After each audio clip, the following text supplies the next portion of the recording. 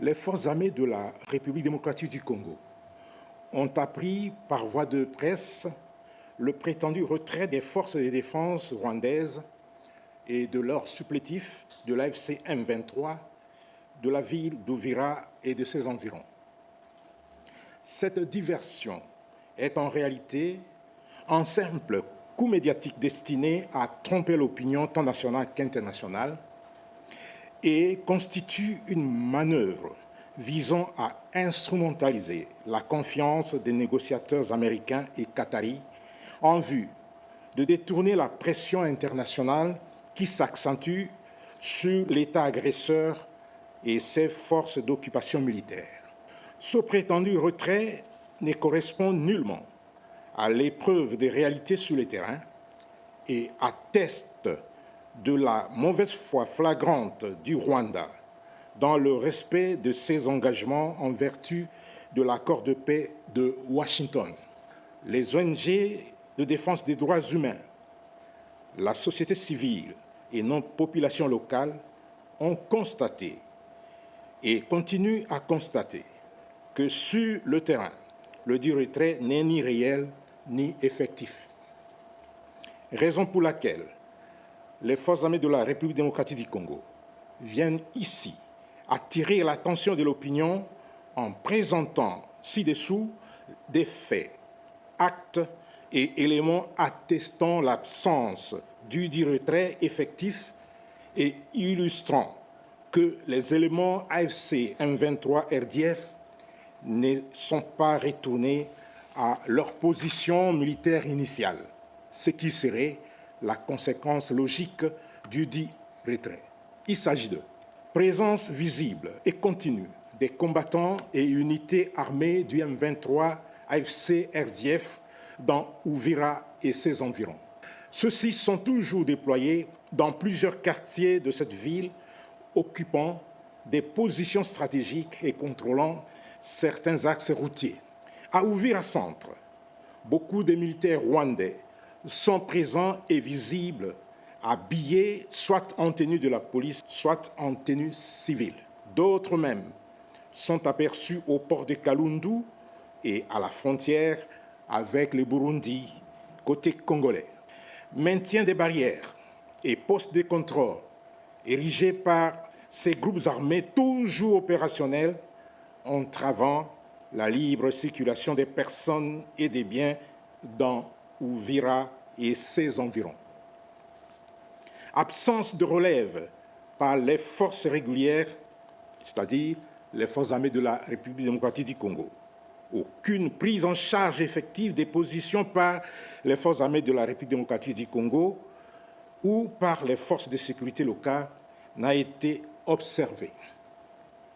Intimidation, menaces, extorsion, exactions, arrestations arbitraires et autres tortures contre la population d'Uvira et de ses environs perpétrées par les éléments du M23 AFC RDF attestés par divers témoignages.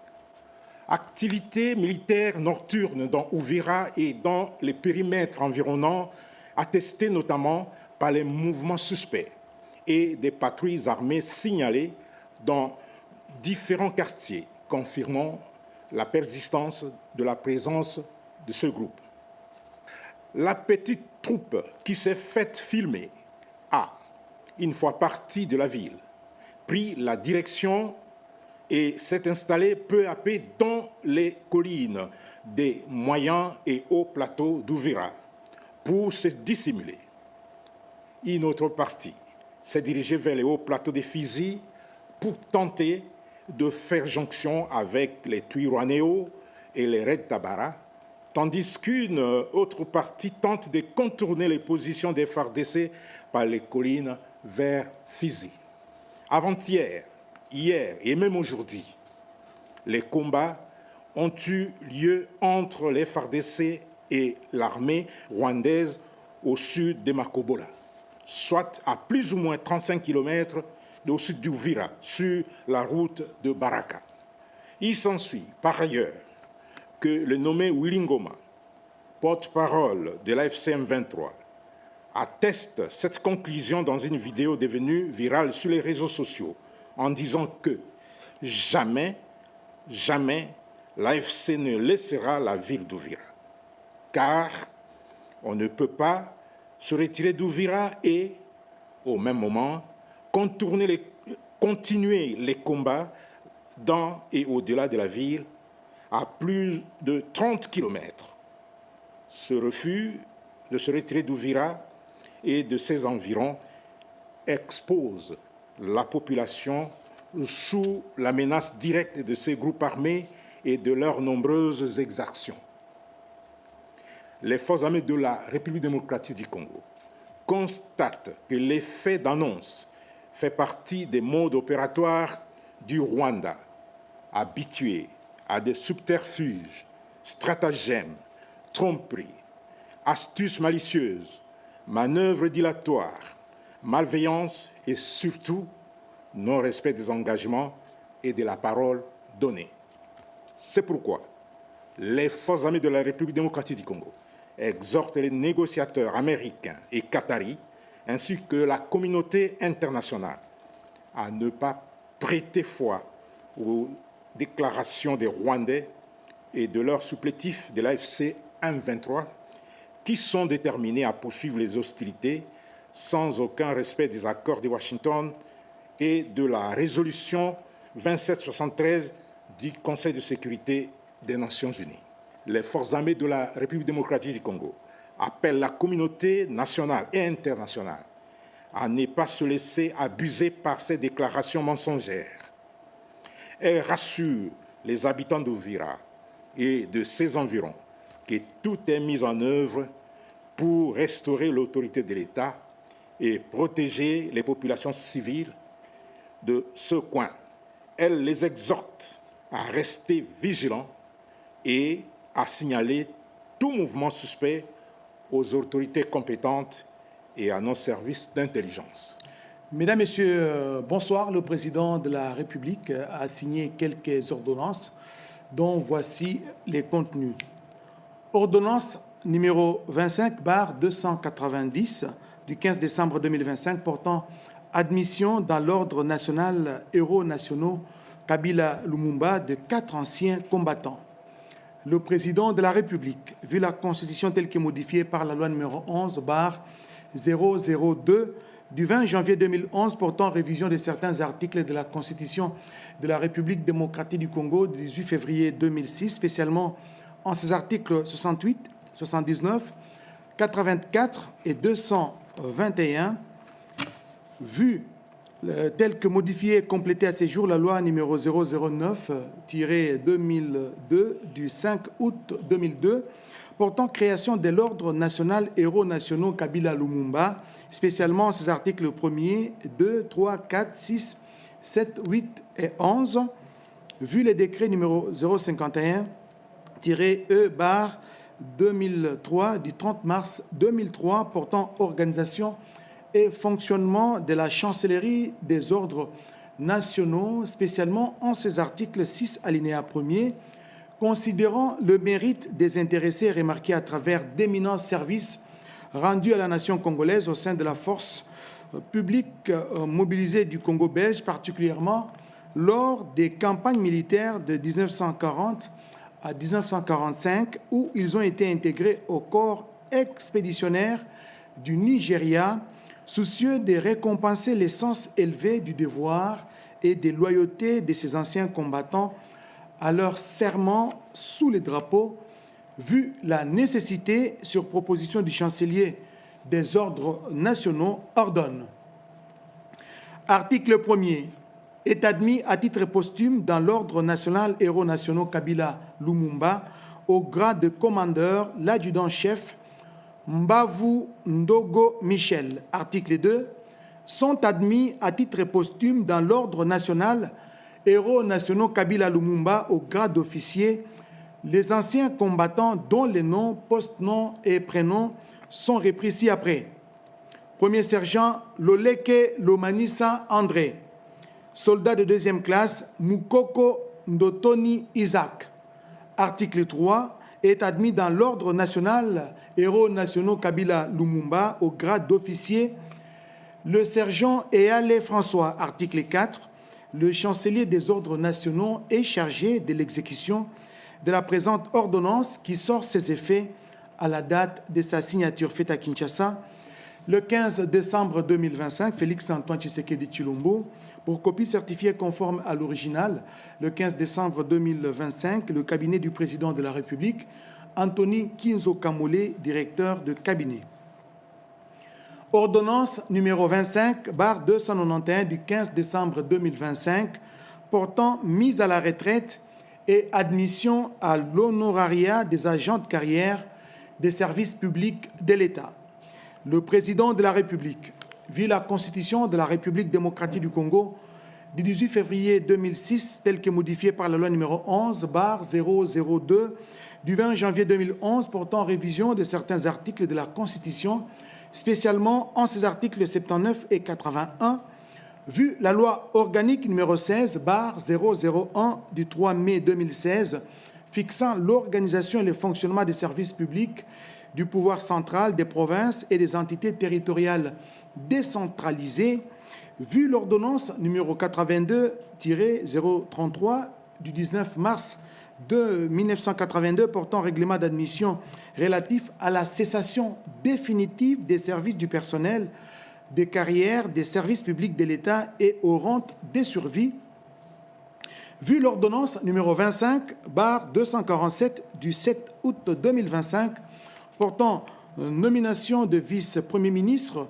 de ministre d'État, de ministre délégué, de vice-ministre, vu le décret numéro 24/11 du 17 février 2024 portant règlement d'administration relatif à la carrière des agents de carrière des services publics de l'État, vu les dossiers administratifs des intéressés, attendu qu'il ressort de l'examen des 10 dossiers que les intéressés ont tous, après avoir rendu de bons et loyaux services à l'État, rempli les critères requis pour la cessation définitive des services comme agents de carrière des services publics de l'État, considérant par ailleurs la nécessité de régulariser les grades de mise à la retraite de certains agents concernés par les vagues précédentes des retraites et dont les recours ont été examinés et jugés fondés par la commission ad hoc mise en place à cet effet, qu'il échait de les mettre à la retraite et de les admettre à l'honorariat dès lors qu'ils remplissent les conditions légales et relatives. Sur proposition du gouvernement, les conseils des ministres entendus ordonnent. Article 1er. Sont mis à la retraite au grade des directeurs et promus à titre honorifique au grade des secrétaires généraux les agents dont les services d'affectation, les noms, postes, noms, prénoms et matricules suivent. Santé publique, hygiène et prévoyance sociale. Alangange et Balenkiem André, matricule 40 32 47. Asengo et Longo Joséphine, matricule 390 353. Bazabidila Nsotuna Henriette, matricule 11 06 56. Dikier Funciona Léonard, matricule 15 98 45. Kapemba Madiamb Alice, matricule 11 63 65. Mupenda Safi Jeannette, matricule 27 62 53. Landou Nzailadio Angélique, matricule 37 94 06. Article 2. Sont mis à la retraite au grade des chefs de division et promus à titre honorifique au grade des directeurs les agents dont les services, nom, poste, nom, prénom et matricule suivent. Affaires foncières. Kazadibea, matricule 15 10 40. Moulemangabo Senzimwami Gaston, matricule 12 84 12. Affaires sociales, action humanitaire et solidarité nationale. Mena Kiangebeni Alphonse, matricule 80 37 63. Chita Boamunda Lucie, matricule 34 22 51. Agriculture et sécurité alimentaire, Mpoma Yongo Robert, matricule 30 09 19. Mwamba Lueni Théophile, matricule 12 70 26. Tangawanga Bongo Ngandombelo Justin, matricule 19 48 64. Chibanda Moulaja Tarsis, matricule 25 90 29. Communication et médias, Ntima Bosenge Julienne, matricule 12 79 92.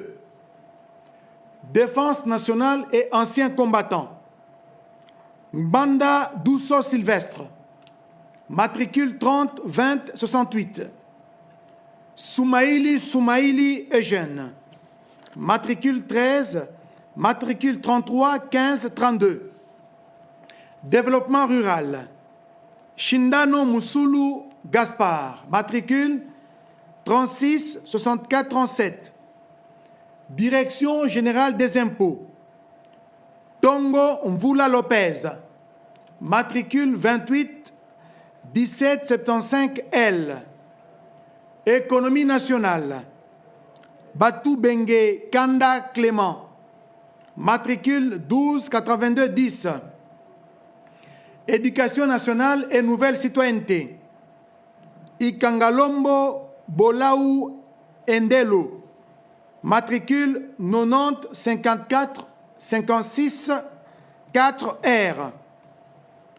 Environnement, développement durable et nouvelle économie du climat, Ntadi Siangani Noël, matricule 23 39 99. Finance, Lungu Maneboma Florent, matricule 40 79 28. Fonction publique, modernisation de l'administration et innovation du service public actif, Kabea Kadiebwe Martin, matricule 30 51 43. Kakurusi Visogo Odile, matricule 13 90 690 A. Infrastructure et travaux publics, Mwimba Risasi Albert, matricule 10 73 07 L.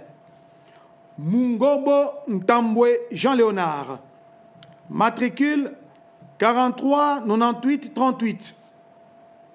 Intérieur, sécurité, décentralisation, affaires coutumières, Ndundu Madebisa Vital, matricule 11 77 96. Ilungabine Jean-Baptiste, matricule 12 15 51. Ilouam Petit Lokula Paul Valentin, matricule 10 56 11.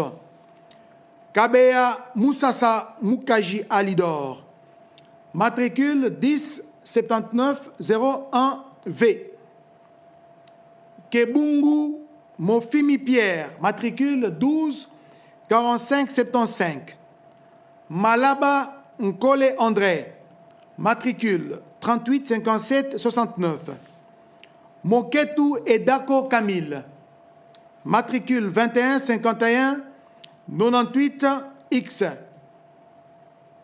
Mwenze Kari Kalembu Nabwega, matricule 11 06 71 3Z. Jeunesse, Lelo Dipanzu, matricule 38 54 27 C. Justice et garde des Sceaux, Kassongo Manji Yvon, matricule 12 43 66. Pêche et élevage, Makala Moussaza Blaise, matricule 10 37 65. Santé publique, hygiène et prévoyance sociale, Batukwemi Massamba Simon, matricule 27 18 34. Boto Nsele Albert, matricule 17 77 36. Bouya Bopeke Jacqueline, matricule 15 98 72. Kalonji Mwananga Denis, matricule 27 28 59. Kembe Yalusanga Paul, matricule 50 28 95. Koudinga Mounene André, matricule 41 57 07. Kumbun Toto Joseph, matricule 22 98 84.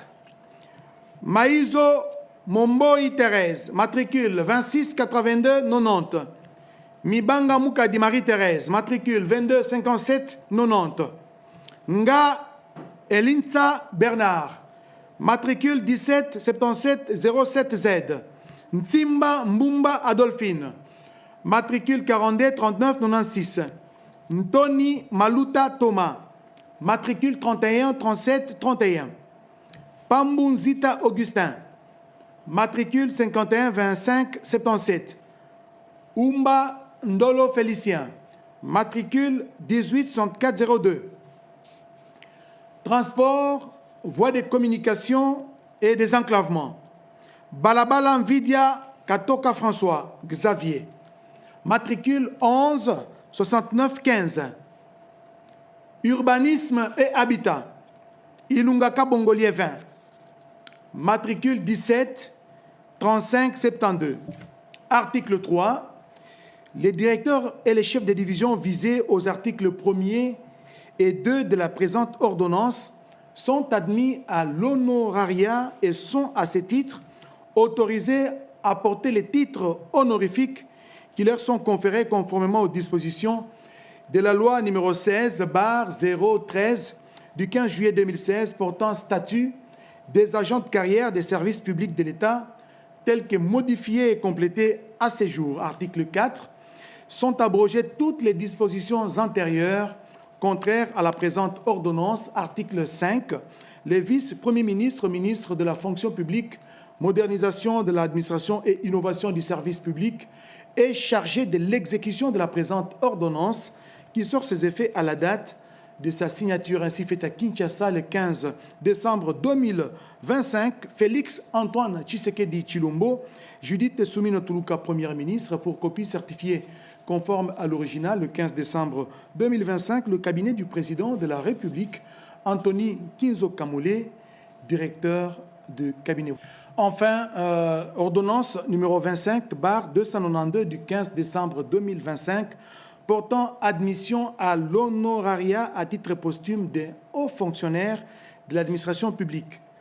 Le président de la République, vu la Constitution de la République démocratique du Congo du 18 février 2006, telle que modifiée par la loi numéro 11/002 du 20 janvier 2011 portant révision de certains articles de la Constitution, spécialement ces articles 69, 79, 81 et 221, vu le décret numéro 24/11 du 17 février 2024 portant règlement d'administration relatif à la carrière des agents de carrière de service public de l'État, vu les dossiers administratifs de l'intéressé, entendu qu'il ressort de l'examen du dossier que durant son parcours professionnel, les concernés a, dans l'exercice de ses fonctions et à l'occasion de celles-ci, toujours fait preuve d'un sens élevé de patriotisme, de dévouement et de probité, rendant avec compétence des bons et loyaux services à la nation en qualité des directeurs d'école à l'éducation nationale, remplissant ainsi les conditions légales de promotion et d'admission à titre posthume à l'honorariat.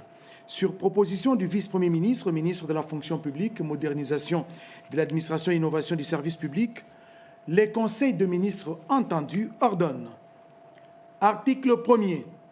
Est admis à l'honorariat à titre posthume au grade de secrétaire général de l'administration publique l'agent de carrière des services publics de l'État, Louata Lungayo Henri Bertin, matricule 122 692 /K, fonction directeur, grade directeur, service, EPST. Article 2. Sont abrogées toutes les dispositions contraires à la présente ordonnance. Article 3.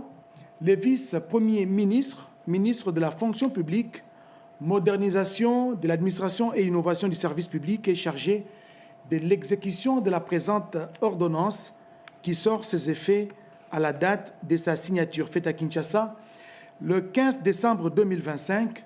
Félix Antoine Tshisekedi Tshilombo, Judith Suminwa Tuluka, Première ministre, et pour copie certifiée conforme à l'original le 15 décembre 2025, le cabinet du président de la République, Anthony Kinzo Kamole, directeur de cabinet. Voilà tout pour ces ordonnances.